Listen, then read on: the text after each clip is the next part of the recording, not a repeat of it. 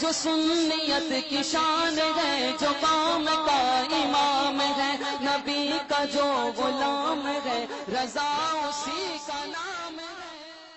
میرے پیارے آقا صلی اللہ تعالی علیہ وسلم کے پیارے دیوانوں، مولا چاہتا ہے کہ روحانی ترقی ہو، مولا چاہتا ہے غریبوں کا احساس ہو، مولا چاہتا ہے اس کے بندوں کی فکر ہو، مولا چاہتا ہے پریشان حالوں کے لیے انسان کا دل مضطرب ہو، بے قرار ہو۔ اللہ اکبر۔ میرے پیارے آقا صلی اللہ تعالی علیہ وسلم کے پیارے دیوانوں، آئیے میں پہلے ابتدا کرتا ہوں رسول گرامی وقار صلی اللہ تعالی علیہ وسلم کی زندگی کے اس گوشے کی طرف جو ماہ رمضان المبارک سے پہلے سرکار صلی اللہ علیہ وسلم نے اپنی زندگی میں اختیار فرمایا تھا۔ آقا کریم صلی اللہ علیہ وسلم شعبان کی آخری تاریخوں کے اندر منبر لگواتے تھے اور خطبہ دیا کرتے تھے، ارشاد فرماتے تھے میرے صحابیوں تم پر ایک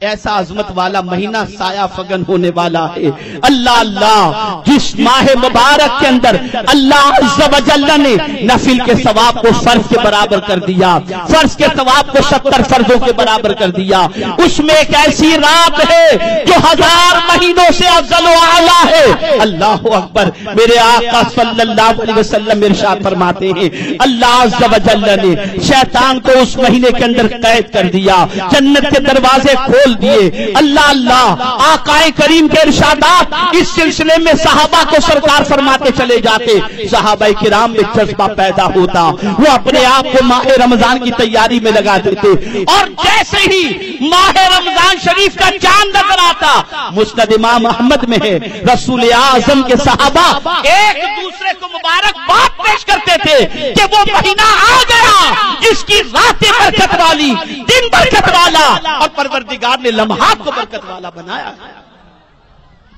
آپ ذرا سوچو اور اندازہ لگاؤ میرے پیارے آقا صلی اللہ علیہ وسلم کے پیارے دیوانوں، پروردگار جل جلالہ نے ماہ رمضان المبارک کے روزے فرض فرمائے، اور رمضان کی راتیں بڑی برکت والی ہیں۔ شہر اولہ رحمت واوسطہ مغفرت وآخرہ عتق من النار۔ رمضان المبارک کا شروع کا عشرہ یہ رحمت کا ہے، درمیان کا مغفرت کا ہے، آخر کا عشرہ جہنم سے چھٹکارے کا ہے۔ اللہ اللہ، میں یہاں مسلمانوں سے پوچھنا چاہوں گا، اے مسلمانوں مجھے تم بتاؤ کہ رمضان کے ان عشروں میں کیا کرتے ہو، رمضان کی راتوں میں کیا کرتے ہو؟ اگر میں یہ کہوں تو غلط نہ ہوگا، رہ گئی رسم ادا، روح بلالی نہ رہی، فلسفہ رہ گیا، تلقین غزالی نہ رہی۔ دنیا نے جب سوچا کہ ماہ رمضان المبارک کا احترام کر کے مسلمان متقی بن جاتا ہے، ماہ رمضان المبارک میں عبادت کر کے مسلمان پرہیزگار بن جاتا ہے،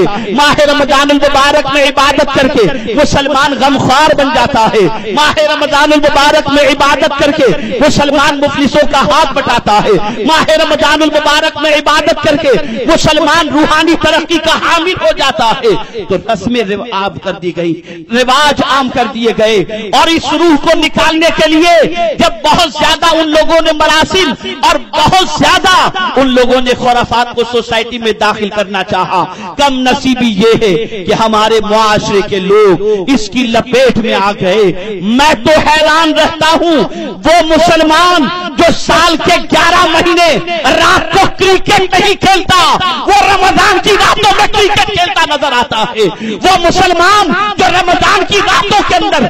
کیرم کھیلتا نظر آتا ہے، میچ دیکھتا نظر آتا ہے۔ مسلمانوں میں تم سے پوچھنا چاہتا ہوں، اتنا رب سے مقابلہ کرنے کا تمہیں شوق ہے، اتنا رب کی رحمت سے دور بھاگنے کا شوق ہے؟ میرا کریم تو چاہتا ہے ہماری مغفرت ہو جائے، میرا کریم تو چاہتا ہے ہم اس کی رحمت سے مالا مال ہو جائیں، لیکن مزاج مسلمانوں کا بدل گیا۔ اللہ اللہ، اب تو عالم یہ ہے کہ لڑکیاں بھی پیچھے بیٹھ کھیلتی نظر آتی ہیں، بچے بھی کیرم کھیلتے نظر آتے ہیں، جیسے ہی تراویح ختم ہوئی گلیاں روشن ہو جاتی ہیں، کھیلنے والوں سے روشن ہوتی ہے۔ بتاؤ جس قوم کا مزاج یہ ہو کہ اللہ بخشنا چاہتا ہو اور وہ گناہ کرنے کی طرف مائل ہو، اس قوم کو اللہ عزت کیسے دے گا، سربلندی کیسے دے گا، کامیابی کیسے دے گا۔ راتیں تو رمضان کی اس لیے تھی تاکہ ہم قیام کریں، راتیں تو رمضان کی اس لیے ہیں تاکہ ہم تلاوت قرآن کریں، راتیں تو رمضان المبارک کی اس لیے ہیں تاکہ ہم تہجد پڑھیں، ماہ رمضان کی راتیں تو اس لیے ہیں تاکہ ہم توبہ و استغفار کریں۔ اللہ اکبر، میرے آقا کی شان یہ تھی۔ ام المؤمنین حضرت عائشہ صدیقہ رضی اللہ تعالی عنہ فرماتی ہیں کہ ماہ رمضان المبارک کا چاند جب طلوع ہوتا تھا تو رسول اعظم کا چہرہ فق ہو جاتا تھا، زرد ہو جاتا تھا۔ رسول اعظم سے پوچھا جاتا آقا یہ چہرے کا رنگ کیوں متغیر ہو گیا؟ جواب میں حضور فرماتے مقدس مہینہ تو آ گیا، پتہ نہیں اس مہینے میں ہم عبادت کا حق ادا کر سکیں گے یا نہیں۔ اللہ اکبر، اللہ اکبر۔ ذرا سوچو، آج کے اس عظیم الشان پرور سنی اجتماع کو ایک انقلابی اجتماع بنا،